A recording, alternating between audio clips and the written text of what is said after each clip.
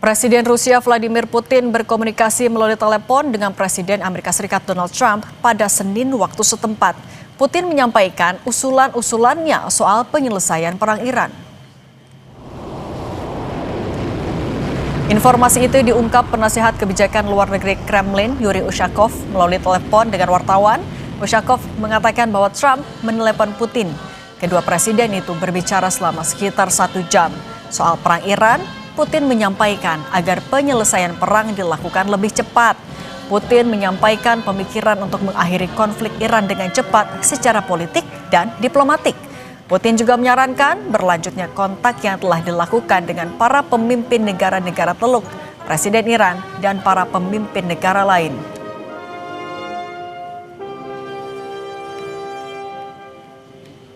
Президент России высказал ряд соображений, направленных на скорейшее политико-дипломатическое урегулирование иранского конфликта, в том числе с учетом проведенных контактов с лидерами стран Персидского залива, с президентом Ирана Пезешкианом, руководителями ряда других стран. В свою очередь, президент США дал свою оценку развития ситуации в контексте ведущейся американо-израильской операции. Dalam konferensi pers di Doral, Florida, Presiden Amerika Serikat Donald Trump menggambarkan percakapan di telepon dengan Presiden Rusia Vladimir Putin sebagai percakapan yang sangat baik. Trump mengatakan Putin ingin penyelesaian di Timur Tengah.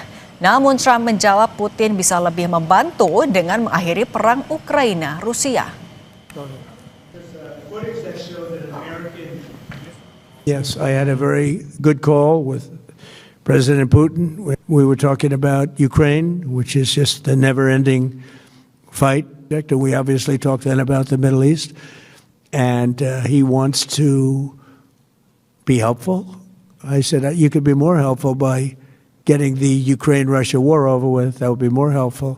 But we had a very good talk, and he wants to be very constructive. 1 jam pembicaraan telepon antara Presiden Putin dan Presiden Donald Trump intens membahas penyelesaian perang Iran. Putin ingatkan Trump agar perang Iran segera diselesaikan. Kita bahas bersama mantan Duta Besar Indonesia untuk Rusia, Profesor Hamid Awaludin, dan pakar geopolitik dan keamanan nasional Wibawanto Nugroho Widodo, PhD. Selamat petang semuanya. Selamat petang, Prof. Oke. Putin memberikan usulan pertimbangan yang tujuannya adalah agar konflik Iran bisa diselesaikan secara politik dan diplomatik dengan cepat. Prof. Hamid, menurut Anda ini sebenarnya adalah sebuah tawaran atau jangan-jangan warning dari Putin? Saya kira ini tawaran ya. Saya selalu melihat aspek positif. Kenapa? Ini kan Amerika mencapai titik di mana tidak mendengar orang lain. Karena dia yakin dia bisa bumi hanguskan Iran. Nah, dengan adanya tawaran Putin, ego itu bisa turun bahwa mereka ingin damai sebenarnya. Dia tidak mau mengambil inisiatif menyatakan kita damai atau kita keluar dari Iran. Trump mencapai puncak egonya. Nah, dengan adanya tawaran Putin ini, kita bisa mengharap bahwa penurunan ego itu terjadi. Karena bagaimanapun cara berpikir Trump, Putin itu adalah aliansi Iran. Maka ketika Putin mengatakan begitu, dia bisa persepsikan bahwa Iran ini bersedia bernegosiasi. Tapi dengan kalau kita melihat karakter dari Trump juga, Prof. Hamid, Putin meyakini atau Rusia meyakini pertimbangan ini akan didengarkan oleh Trump? Ya, tentu ada hitungan-hitungan itu. Yang pertanyaan buat saya, tentu Anda ingin bertanya, apa kepentingannya Rusia tiba-tiba mau mendamaikan ini atau minta perdamaian? Secara ekonomis, dengan perang Iran ini sekarang, Putin itu atau Rusia itu diuntungkan karena harga minyak naik kan? Ingat, produksi minyak Rusia itu 12,7% kebutuhan dunia. Jadi dengan perang ini naik, mestinya dia beruntung kan? Okay. Tapi ada hal lain yang harus kita hitung dari sikap Rusia. Pertama, itu adalah ekspornya ke negara lain, terutama gandum. itu sekitar 14% kebutuhan gandum dunia disuplai oleh Rusia. Dengan adanya perang ini terganggu ekspor mereka ke tempat lain. Di atas segalanya, Rusia itu menganggap Iran sebagai strategic alliance, strategic partner di Eurasia, Euro and Asia. Kalau perang ini berlanjut, bagaimanapun itu akan mengganggu Rusia karena Iran adalah strategic alliance-nya di kawasan Asia dan Eropa. Jadi saya melihatnya dari perspektif ini bagus, ada chance-nya untuk kita hentikan perang. Karena keberlanjutan perang ini akan membawa dampak kemana-mana. Oke, berarti ada faktor ekonomi jadi pertimbangan dari Putin. Tapi kalau Mas Wibawanto Anda melihatnya, ini kan diinisiasi oleh Amerika Serikat. Apa yang diharapkan oleh seorang Donald Trump menghubungi Putin membahas soal Iran? Ya, jadi pada prinsipnya komplement dengan apa yang Prof. Hamid tadi sampaikan ya. Jadi makna pertama itu yang saya bisa berikan adalah ini menunjukkan bahwa perang ini telah naik ke tingkat global. Jadi harus diselesaikan oleh great powers yang terlibat. Itu poin satu. Poin kedua, Rusia itu ya seperti dibilang oleh Prof. Hamid, itu mempunyai 3 kepentingan strategis di sini. Rusia itu tidak mau sampai konflik meluas sehingga stabilitas di Eurasia terganggu. Contohnya ya, jika ini meluas ke Teluk Persia, akan mengganggu jalur energi global, ya, bisa bukan hanya menang untuk Rusianya, tapi bisa loss-loss semuanya nantinya, karena bisa menarik keterlibatan NATO. Itu poin satu. Poin kedua, itu seperti tadi Prof. Hamid sampaikan, Iran itu adalah strategic alliance Rusia. Jadi sebelum ada pembicaraan telepon ini, sudah ada intelligence yang berkomunikasi di balik layar. Nah, di sini Rusia adalah strategic partner yang mempunyai kerjasama di 3 pilar. Yang pertama adalah teknologi militer, keamanan, dan juga energi. Nah, jadi Rusia itu tidak mau konflik ini akan berdampak negatif juga ke Iran. Nah, sehingga diplomatic discussion nanti itu akhirnya akan membawa agenda-agenda yang favor kepada Iran karena dimediasikan oleh Rusia. Yang terakhir ini memperkuat posisi Rusia sebenarnya sebagai global mediator, di mana akhirnya Amerika bersedia untuk melakukan negosiasi melibatkan great power lainnya. Nah, Amerika Serikat Mas Wibawanto, tapi Mas Wibawanto, ketika Trump juga menyindir, justru di telepon itu juga menyindir soal perang Ukraina dan Rusia. Nah, seberapa jauh Trump akan mempertimbangkan usulan dari Putin soal Iran? Ya, pada prinsipnya yang pertama itu ada tujuan politik Presiden Trump sejak awal yang tadi disampaikan oleh Prof. Hamid, jelas mengganti rezim dalam waktu cepat. Ternyata itu tidak tercapai di hari ke-7, itu poinnya. Nah, sehingga mereka itu harus menghitung ulang bagaimana mencapai sasaran politik tersebut tanpa incurring more cost dan mengakibatkan victory bagi Amerika. Nah, kalau dimasukin di situ agenda mengenai Ukraina, itu nggak apa-apa, itu bagian dari negosiasi. Tetapi yang diutamakan adalah apa yang Amerika mau dari masalah Iran ini dan tidak losing face gitu ya, dan akhirnya bisa terbentuklah suatu kondisi yang win-win buat Amerika, buat Israel, buat rakyat Iran, buat tim yang ada saat ini, dan juga buat great powers lainnya, dan termasuk juga untuk negara-negara teluk lainnya yang pasti tidak baik juga efeknya jika mereka terlibat terlalu jauh gitu, apalagi dengan resiko NATO bisa terlibat.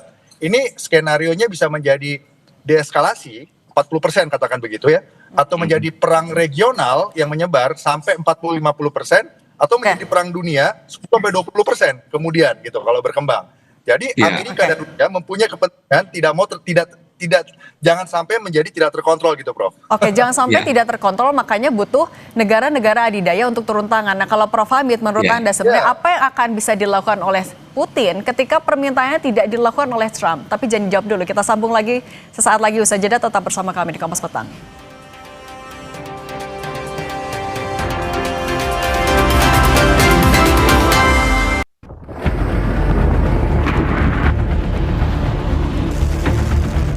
We took a little excursion because we felt we had to do that to get rid of some evil.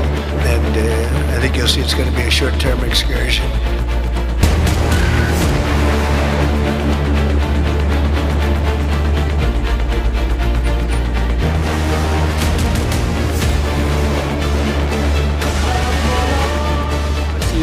выступает еще раз как надежным поставщиком энергоносителей. Так было всегда. Мы, безусловно, продолжим поставлять нефть и газ в те страны, которые сами являются надежными конкурентами.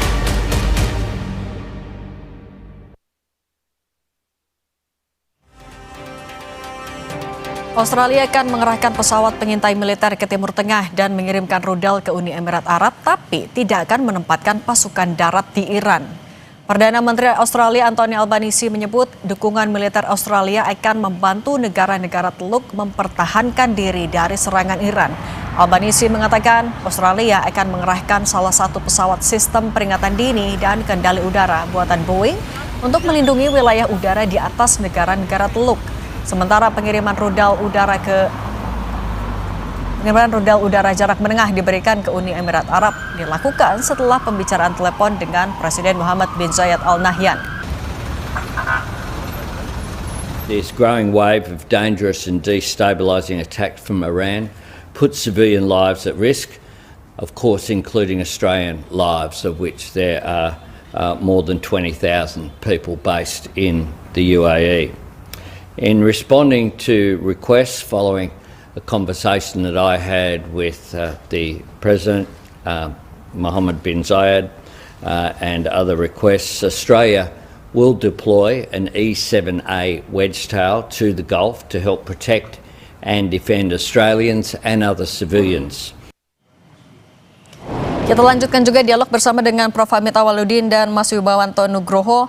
Prof. Hamid, kalau misalnya memang yang disampaikan oleh Putin masih sebatas tawaran, tapi jelas Rusia punya kepentingan. Kalau diabaikan oleh Trump, apa yang akan dilakukan oleh Rusia? Pertama, ya, itu Rusia juga akan mengatakan, jangan Anda mendesak saya menghentikan perang dengan Ukraina kalau begitu. Sebenarnya, apa yang ditawarkan oleh Rusia ini win-win solution terhadap dua hal. Hal yang terjadi di Iran dan hal terjadi di Ukraina. Mestinya cara berpikirnya Trump adalah sekali merengku dayung 20-30 lampaui. Mestinya ya. Yang kedua, mestinya Amerika rasional dalam kalkulasi dalam perang ini.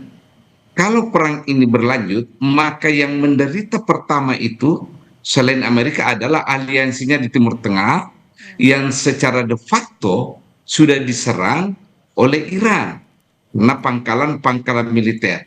Sehingga aliansi atau teman Amerika di negara Timur Tengah itu sudah berpersepsi bahwa sebenarnya Amerika gagal melindungi kita karena buktinya kita diserang. Nah, kalkulasi yang rasional ini mestinya menjadi dasar Trump untuk bernegosiasi seperti skenario yang dibuat Rusia. Otherwise, perang ini akan melahirkan konfrontasi zero sum game. Dan ini sudah bereskalasi. Buktinya Australia. Apa urusannya Australia terlampau jauh kan? Tetapi ini adalah pertanda kalau tidak segera dihentikan, maka perang ini tidak bisa terhindarkan dari eskalasi. Oke, kalau tidak terhindarkan, saya juga minta tanggapan dulu dari Mas Wibawanto. Kalau tidak terhindarkan, apakah menurut Anda, Mas Wibawanto, mungkinkah Rusia menurunkan pasukannya kalau melihat karakter dari Rusia dan juga Putin? Oke, ada yang namanya teori two CD straps atau tragedy of great power politics. Bahwa great powers itu pada suatu poin mereka akan berbenturan secara fisik. Jadi kesempatan untuk menyelesaikan secara damai pendekatan diplomatik politis saat ini adalah pertemuan pertama untuk menghentikan proses eskalasi yang menjadi tidak terkontrol. Itu poin satu. Poin kedua, masing-masing pihak, khususnya Presiden Trump sekarang, itu harus kembali kepada perhitungan ulang dalam strategi kalkulus pelaksanaan perang di Timur Tengah saat ini. Seperti yang disampaikan Prof. Hamid tadi. Apa untung ruginya dengan kemungkinan-kemungkinan yang pertama adalah 40% menjadi eskalasi kalau ini berhasil negosiasinya. Atau kalau tidak berhasil 40-50% menjadi perang di Timur Tengah yang berkelanjutan, bahkan melibatkan daerah-daerah seperti Irak, seperti Syria, seperti Lebanon, di mana banyak sel-selnya Iran di situ. Atau yang ketiga akan memuncak menjadi perang dunia gitu. Nah, menjadi tidak terkontrol. Misalnya Rusia sudah masuk, nanti sebentar lagi NATO masuk. Memang dibilangnya hanya untuk melindungi negara-negara teluk di situ, untuk menyediakan early warning system. Tapi sebenarnya ada keterlibatan lain yang tidak terlihat secara publik. Jadi ini harus dipahami betul oleh pemimpin Amerika, Israel, dan juga Iran. Dalam hal ini juga oleh Putin. Tapi Mas Wibawanto, sebenarnya masih memungkinkan nggak negara-negara besar itu, termasuk ya negara-negara yang terlibat, masih mengakhiri ini dengan duduk di meja bersama lewat meja perundingan diplomatik? Nah, justru poinnya itu sekarang. Jadi kalau dalam perang itu, Mbak, ya kalau kita tidak bisa menyelesaikan 7 hari ya, bukan berarti itu bisa selesai di hari ke-8 atau 9 gitu. Karena efek hitungannya itu konsekuensial. Jika kita tidak bisa menyelesaikan di hari ke-7, mungkin harus hari ke-70. Kalau di hari ke-70 kita nggak bisa menyelesaikan, mungkin ke hari 700. Seperti itu ya, Prof ya. Karena efeknya itu kalau salah melangkah, itu sangat strategik gitu loh. Nah, sekarang tuh penting, makanya kesempatan untuk berdiskusi ini, untuk bernegosiasi ini yang sudah diinisiasi oleh badan-badan intelijen baik Amerika dan Israel dan juga Iran dan juga Rusia, itu harus dimanfaatkan betul oleh image pertama dalam international politics, yaitu presiden itu sendiri memimpin. Domestic politik di Amerika saya yakin mendukung perdamaian, karena kalau sampai perang berlanjut di mid-election Amerika, November 2026, udah pasti Presiden Trump itu pasti Kongres diambil alih oleh Demokrat, dan kemungkinan besar Presiden Trump juga selesai. Impeach gitu. Oke, tapi kan ini kalau kita baca juga sikap dari masing-masing. Garda Revolusi Iran bilang kami yang akan menghentikan ini, kami yang tahu kapan ini berakhir. Amerika Serikat juga kekeh mereka hanya bisa menghentikan. Prof Hamid, dengan sikap yang sama-sama keras ini, dan kemudian ada Putin memberikan masukan, siapa yang harusnya mengalah, menarik diri dulu? Jadi gini, semua pihak yang terlibat perang memiliki harga diri untuk berhenti, itu dulu. Apalagi kalau masing-masing pihak punya kemampuan berperang, termasuk Iran. Jangan salah ya, Iran itu memiliki kemampuan perang, selain teknologinya, juga semangat tempur para prajuritnya. Bahkan lebih tinggi semangat tempur perang prajurit Iran daripada prajurit Amerika. Karena Amerika hanya mengandalkan teknologi persenjataan. Ya. Sekarang ada pihak ketiga yang bernama Rusia mau ikut. Mestinya kedua-duanya itu saving face, ya, lowering their ego, karena mereka mestinya berpikir rasional. Ini kesempatan. Dua-duanya sebenarnya sadar bahwa perang ini merugikan, ya. Dua-duanya sadar. Tapi kan ada ego, ada rasa nasionalisme, ada rasa feeling of being treated unjustly, diperlakukan secara tidak adil dan sebagainya. Nah, saya melihat ikhtiar Trump ini adalah mediasi atau jalan tengah untuk menurunkan ego kedua pihak. Yang kedua, saving face. Yang penting ini saving face ini, bahwa kami tidak mengalah, kami tidak menyerah, kami tidak menyerahkan diri dan sebagainya. Itu yang penting kedua pihak. Nah, peranan Trump sangat krusial di sini untuk menurunkan ego dan menyelamatkan muka masing-masing pihak. Oke, menahan diri, dua-duanya harus bisa. Bagaimana bisa mengakhiri ini di meja diskusi? Terima kasih Prof Hamid Awaludin, mantan Dubes RI untuk Rusia, dan Mas Wibawanto Nugroho, pakar geopolitik dan keamanan nasional. Terima kasih sudah berbagi bersama kami di Kompas Petang. Sehat selalu semuanya. Terima kasih.